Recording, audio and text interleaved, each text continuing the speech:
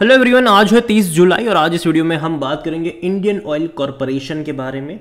183 rupees का share है और आज तकरीबन 1.5% की तेज़ी यहाँ पर दिखाई है और आज इसके रिजल्ट्स भी सामने आए हैं जो कि उतने अच्छे नहीं हैं। बात करेंगे वीडियो में इसके बारे में, लेकिन उससे पहले अगर आपने अभी तक चैनल को सब्सक्राइब नहीं किया है तो प्लीज़ अभी इसे सब्सक्राइब कर लीजिए, क्योंकि आगे भी बहुत सारे वीडियोस हैं जो आपको काफ़ी ज़्यादा हेल्प करेंगे। हालांकि जब रिजल्ट्स आए थे, देखो तकरीबन 3 बजे के आसपास इसके रिजल्ट्स आए थे और एक हल्का सा डिक्लाइन दिखाया ज़रूर था जैसे ही रिजल्ट्स आए, लेकिन फ़ौरन रिकवरी भी आ गई। तो देखा जाए तो जब मार्केट चल रहा था तभी इसके रिजल्ट्स आए थे, लेकिन कोई फ़र्क देखने को मिला नहीं। अगर थोड़ा सा भी अगर आया था तो रिकवरी भी आई थी यहाँ पर। वीडियो में बात करेंगे जो इनके रिजल्ट्स हैं उसके बारे में, लेकिन उससे पहले अगर आपने अभी तक चैनल को सब्सक्राइब नहीं किया है तो प्लीज़ अभी इसे सब्सक्राइब कर लीजिए, क्योंकि आगे भी बहुत सारे वीडियोस हैं जो आपको काफ़ी ज़्यादा हेल्प करेंगे। तो शेयर 180 के आसपास ट्रेड कर रहा है।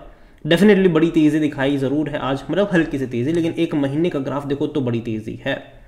165 से रिजल्ट से पहले ही भाग चुका है। और पिछला एक हफ्ता अगर आप देखो तो सरकारी कंपनियों में खूब ज़्यादा तेज़ी आई है, चाहे वो रेलवे के शेयर्स हो या फिर चाहे मतलब बाकी के शेयर्स हो। अच्छी खासी रफ्तार आई है यहाँ पर, शानदार तेज़ी आई है। 165 से भाई साहब 180 185 पे गया है ये, तो शानदार तेज़ी ज़रूर है। और जहाँ तक एक साल की बात करें तो 95% का ग्रोथ है, लेकिन रेजिस्टेंस लेवल डेफिनेटली 190 के ऊपर का जो लेवल होगा यहाँ पर, जो 190 195 रुपये का लेवल होगा, वो एक रेजिस्टेंस वाला लेवल ज़रूर है।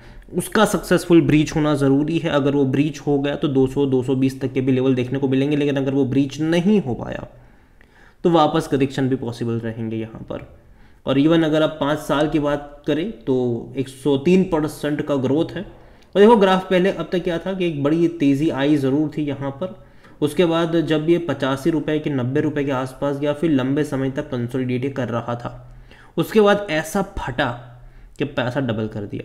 अब वापस कंसोलिडेट ही कर रहा है ये, और मुझे अभी भी लगता है कि अभी भी कुछ महीने और कंसोलिडेट ये कर सकता है। और जो रिजल्ट्स इसके निकल कर आए हैं, जैसे कि मैंने कहा, उतने अच्छे नहीं है, मैं इसको एवरेज कहूँगा। इनके जो रेवेन्यू है वो 2,16,500 करोड़ के आसपास रहे, जो कि इससे पहले के क्वार्टर में 2,21,500 करोड़ थे और पिछले साल इसी क्वार्टर में 2,21,800 करोड़ के थे।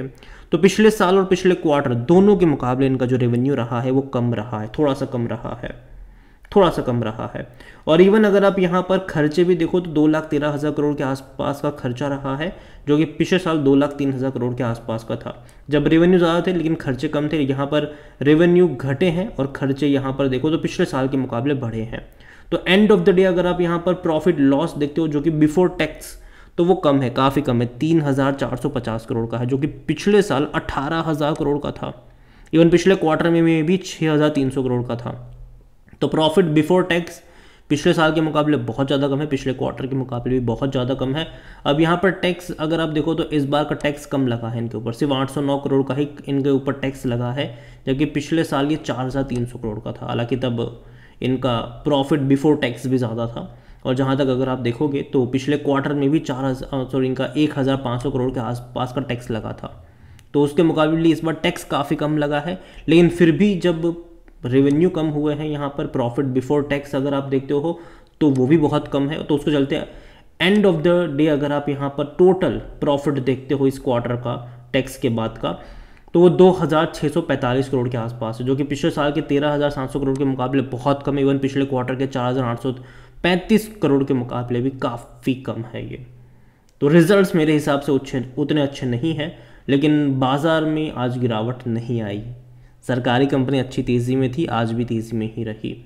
बाज़ार में इसके चलते कोई गिरावट देखने को नहीं मिली है, ये बड़ी बात है। और जहाँ तक आज वॉल्यूम्स की बात करें तो 7.5 करोड़ से भी ज़्यादा के शेयर्स यहाँ पर ट्रेड होते नज़र आए थे। कंपनी में अगर आप देखो तो ऑल टाइम हाई 195 रुपये के आसपास का देखने को मिल रहा है, और मार्केट कैप इसका 2,55,000 करोड़ के आसपास का है। तो अच्छा खासा मार्केट कैप ज़रूर है। और जहाँ तक कंपनी के बारे में देखें तो according to Moneycontrol user 67% लोग कह रहे खरीदारी करो और 33% लोग कह रहे बेच और भाग जाओ यहाँ से। कंपनी देखो डिविडेंड तो बहुत अच्छा पे कर रही है, उसमें कोई शक की बात नहीं है। आप देखो इसी साल इसने 7 रुपये पर शेयर का डिविडेंड पे करा है, ठीक है, इसी साल, जबकि पिछले साल इसने 2 बार पे करा था। जुलाई में 3 रुपये का पे करा था और बाद में नवंबर में 5 रुपये का। इस बार ऑलरेडी जुलाई में 7 रुपये पे कर चुका है, शायद नवंबर में दोबारा अनाउंस करेगा या फिर अगस्त में दोबारा अनाउंस कर सकता है।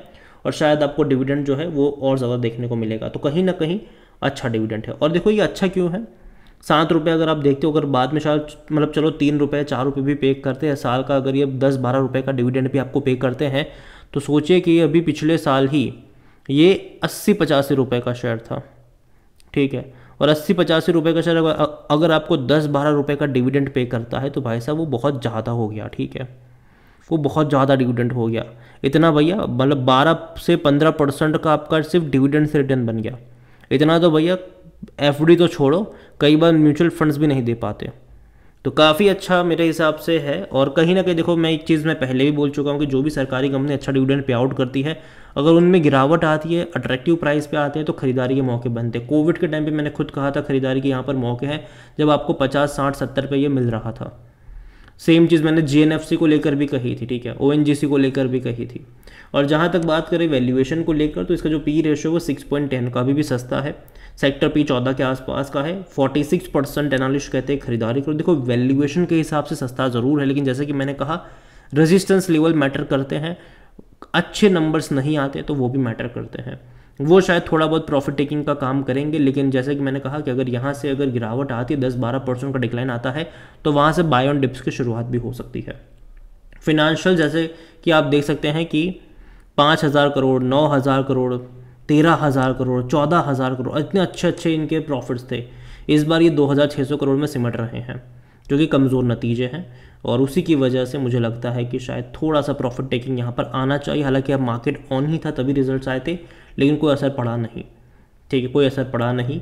और जहाँ तक शेयर होल्डिंग को लेकर देखें तो प्रमोटर की होल्डिंग 51.50% है। प्रमोटर यहाँ पर गवर्नमेंट है, सरकारी कंपनी है ये।